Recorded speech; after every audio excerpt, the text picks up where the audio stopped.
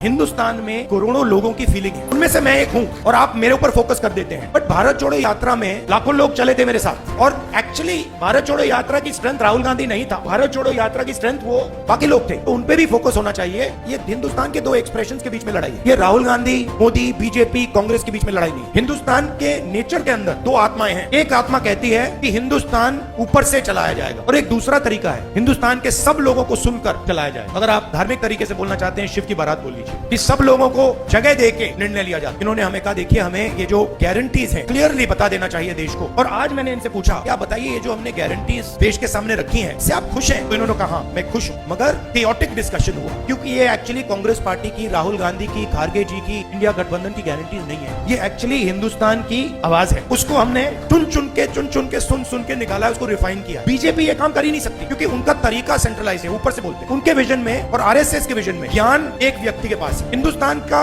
सबसे बड़ा साइंटिस्ट जितना उसमें ज्ञान है उतना ही ज्ञान हिंदुस्तान के किसान में, बस दूसरे तरीके का है। इसी यात्रा पे महिलाएं थी, वो बीड़ी बना रही थी, उनके हाथ में जो स्किल थी मैंने अपनी जिंदगी में कभी पहले नहीं देखी और उसका इस देश में कोई आदर नहीं हो रहा। मेक इन इंडिया उससे करवाइए और फिर देखिए क्या मजा आता है। तो ये दो अलग तरीके की सोच की लड़ाई है, घबराने की कोई जरूरत नहीं। ये आप मत सोचिए कि बीजेपी आ गई कॉन्स्टिट्यूशन को खत्म कर देंगे, ये कर देंगे, कुछ नहीं, इनमें इतना दम नहीं है, ये नहीं कर सकते।